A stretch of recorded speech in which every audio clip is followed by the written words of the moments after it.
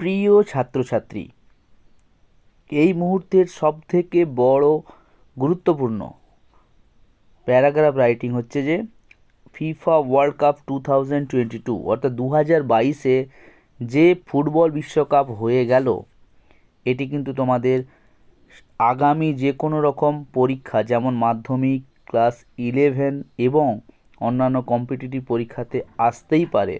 তাই খুব সহজ ভাষায় এই প্যারাগ্রাফটি আমি তোমাদেরকে উপহার দিচ্ছি।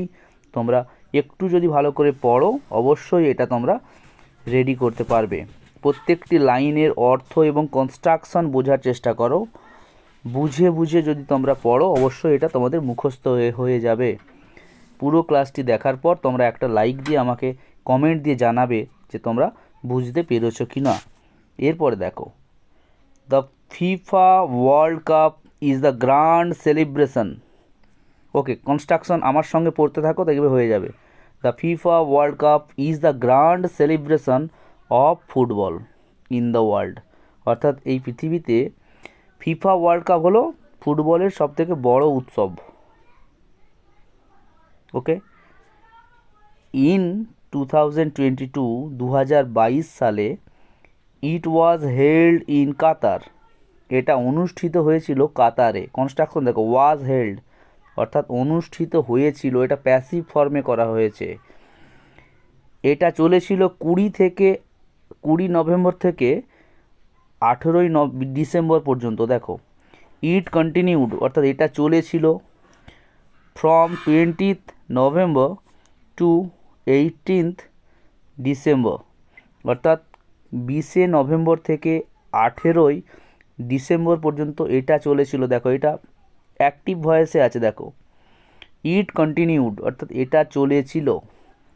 এরপর দেখো, মোট 22টা দেশ এই বিশ্বকাপে অংশগ্রহণ করেছিল। দেখো, 32 কান্ট্রিজ, 22টি দেশ পার্টিসিপেটেড অংশগ্রহণ করেছিল past indefinite tense in this world cup, এই ওয়ার্ল্ড কাপে। And total 64 matches were played এবং 64টি মোট ম্যাচ খেলানো হয়েছিল। দেখো, ওয়ার প্লেড অর্থাৎ ভয়েস চেঞ্জ হচ্ছে, খেলানো হয়েছিল ইন 8 স্টেডিয়ামস, 8টি স্টেডিয়াম বা 8টি মাঠে, অর্থাৎ 8টি জায়গায়।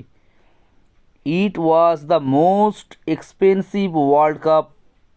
এটা ছিল সব থেকে দামি ওয়ার্ল্ড কাপ, অর্থাৎ এত বেশি খরচ এর আগে হয়নি। এক্সপেন্সিভ কথার অর্থ হলো costly. And the estimated cost was over, দেখুন এখানে ডলার সাইন দেওয়া আছে, 220 বিলিয়ন, অর্থাৎ 220 বিলিয়ন ডলারেরও বেশি আনুমানিক খরচ। দি 8 teams that played in the quarter finals, অর্থাৎ কোয়ার্টার ফাইনালে খেলেছিল যে 8টি দল, তারপর দেখো লিখছি ওয়ার, সেগুলি হলো যে ওয়ার, 8টা দলের নাম লিখে দাও। Croatia, Brazil, Netherlands, Argentina, England, France, Morocco and Portugal. Okay, এরপরে দেখো,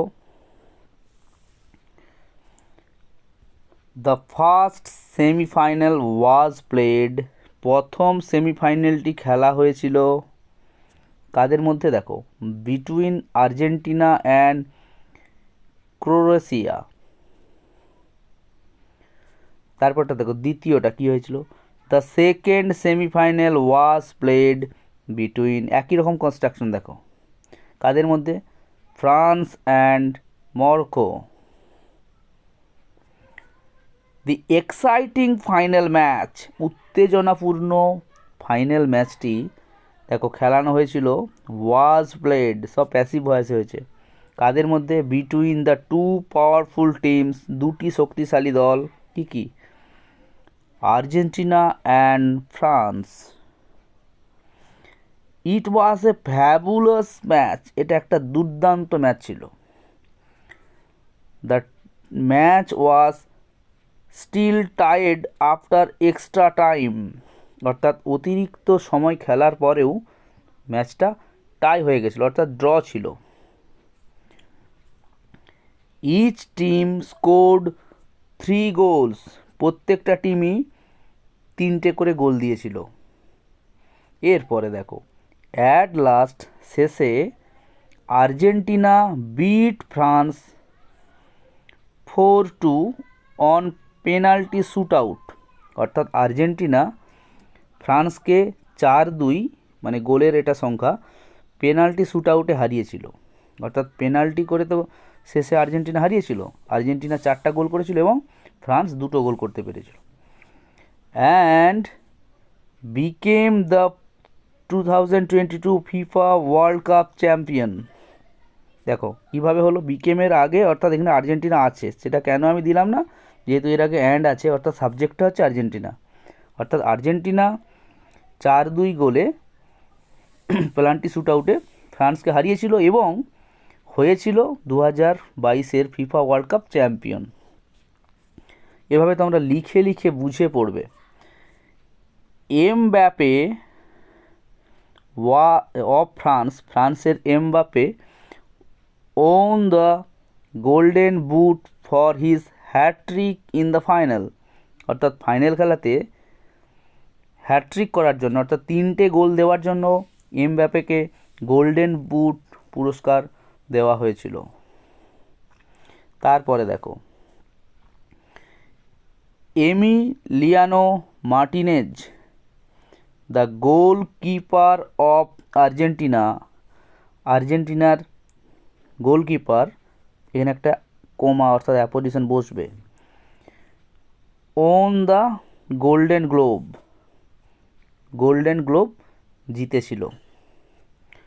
এরপরে দেখো, লিওনেল মেসি অফ আর্জেন্টিনা, অর্থাৎ আর্জেন্টিনার Lionel Messi won the golden ball, জিতেছিল golden ball. The best player award, সেটা কি ছিল, সবথেকে অর্থাৎ ভালো খেলোয়াড়ের পুরস্কার সেটাই। The total tournament was a grand success, পুরো খেলাটি ছিল একদম দারুণ সফল, মানে টোটাল টুর্নামেন্ট আর কি। And the football lovers of the world, এই জগতের ফুটবল প্রেমীরা এনজয়েড আ লট, তারা অনেক উপভোগ করেছে বা উপভোগ করেছিল। এভাবে তোমরা এই প্যারাগ্রাফটা রেডি করতে পারো। এটা কিন্তু তোমাদের পরীক্ষায় আসার সম্ভাবনা রয়েছে, নাও যদি পরীক্ষায় আসে তো অবশ্যই তোমরা এটা একটু দেখে রাখো। প্রত্যেকের জন্য অনেক শুভেচ্ছা রইল। অবশ্যই আমাকে কমেন্ট দিয়ে জানিও যে লেখাটি কেমন হয়েছে। Love English, English will love you.